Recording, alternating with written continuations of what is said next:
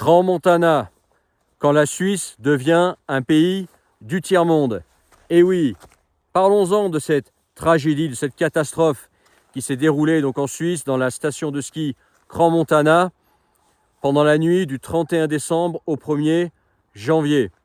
J'avais évoqué la tragédie rapidement dans une vidéo, sans mettre Crans-Montana dans le titre, sans évoquer explicitement la tragédie dans mon titre.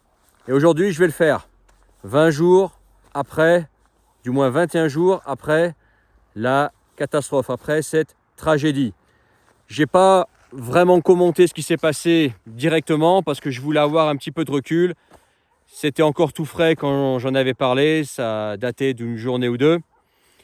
Et c'était un peu le brouillard. Et là, on commence à y voir un peu plus clair, même si je pense que la procédure va durer des années. On va en parler pendant des années de cette tragédie. Et même après 50 ans, on en reparlera encore. Je ne suis pas très loin d'un endroit où, en 1970, s'est déroulée une catastrophe similaire. Il y a eu quelque chose comme 150 ou 160 morts dans des conditions très similaires. Une espèce de boîte de nuit qui a pris feu et les gens sont décédés en masse dans cet incendie. Et Crans-Montana, ça y ressemble beaucoup. Il y a eu 40 personnes décédées, notamment des personnes assez jeunes, des adolescents, des jeunes adultes, et puis quelque chose comme 120 blessés, dont pas mal graves, pas mal brûlés notamment, des grands brûlés. Donc c'est quelque chose de tragique, mais surtout quelque chose qui va marquer la Suisse et dont on va reparler pendant encore longtemps. Bref, les nouvelles, je pense que tu les as vues, tu sais ce qui s'est passé, je ne vais pas revenir dessus, etc. Et ce que je voulais faire en fait, c'est parler des leçons que nous on peut en tirer de ça. Alors bien évidemment, il y a la responsabilité des gérants. Pour le moment, on ne sait pas trop, l'enquête va se poursuivre, mais c'est clair qu'ils ont leur responsabilité là-dedans, c'est clair. Mais il n'y a pas que. Il y a aussi une responsabilité de l'administration locale. Et c'est là que ça devient intéressant. Tu vois, la Suisse, c'est ce pays qui a la réputation d'être un pays avec un haut niveau de vie, des hauts standards. On entend souvent parler de la qualité suisse, la rigueur suisse, la ponctualité suisse. Comme quoi la Suisse serait un pays où il y a la qualité, des standards, bref.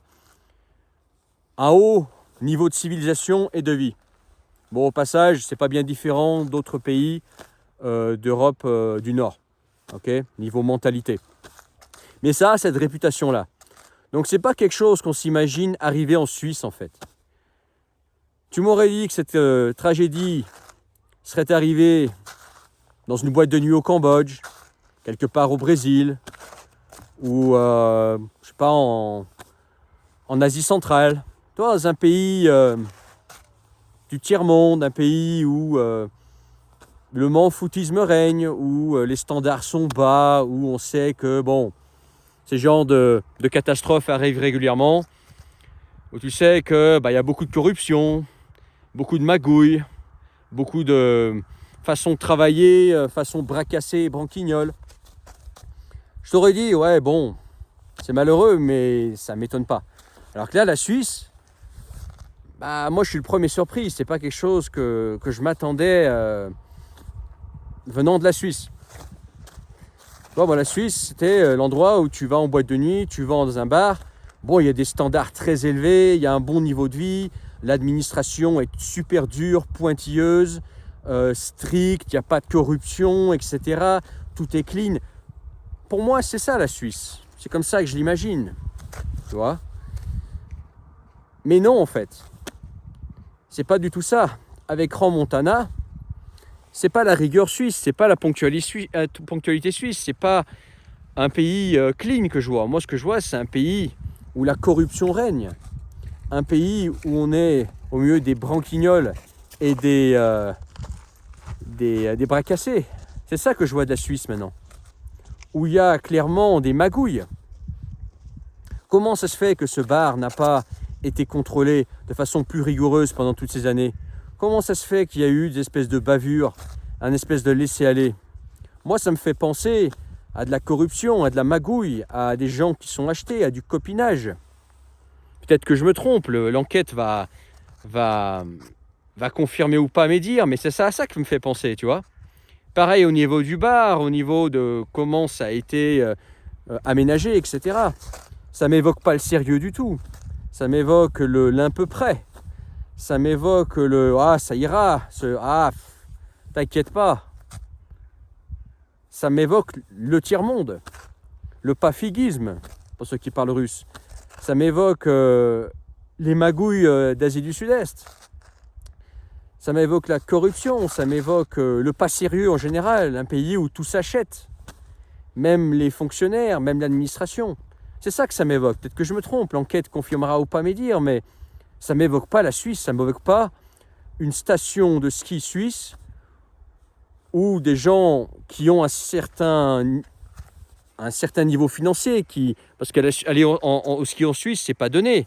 C'est pas comme aller en France, ou je sais pas, en Allemagne ou en Autriche, où déjà les prix sont élevés. Non, on parle de la Suisse, qui est fréquentée par des gens qui, normalement, ont des certains standards, tu vois.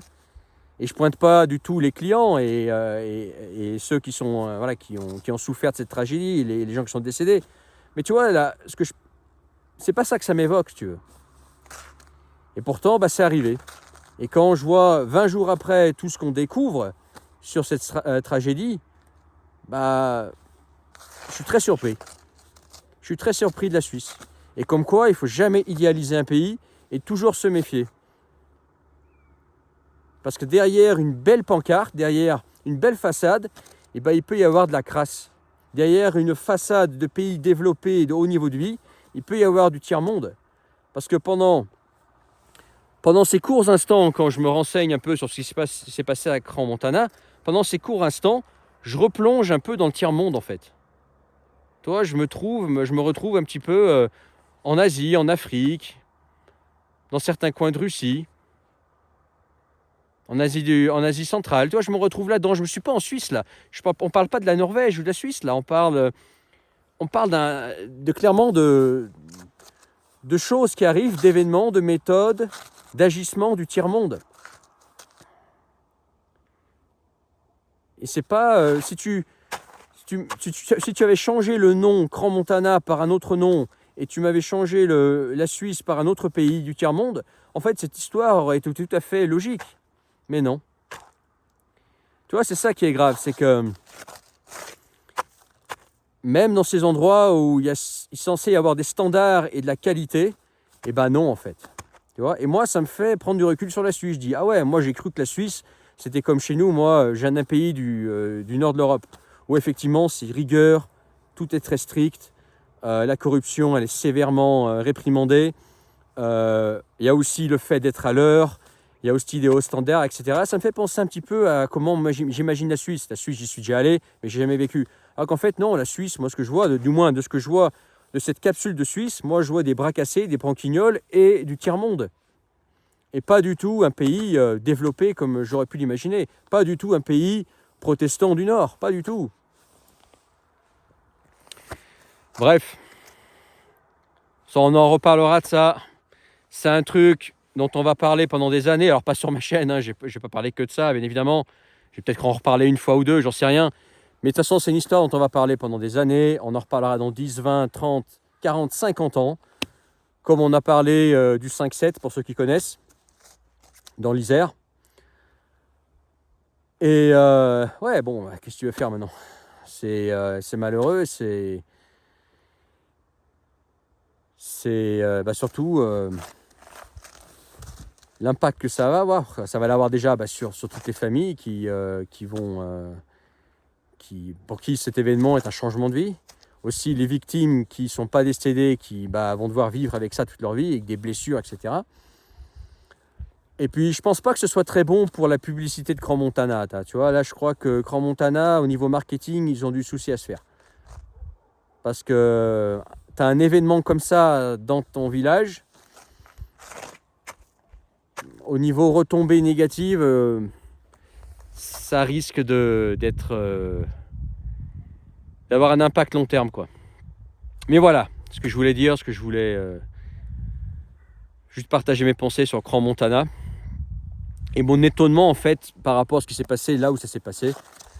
Mais non, c'est les enquêtes qui vont préciser, qui vont dire qui est coupable et qui est plus coupable, où est-ce qu'il y a eu des couacs, etc.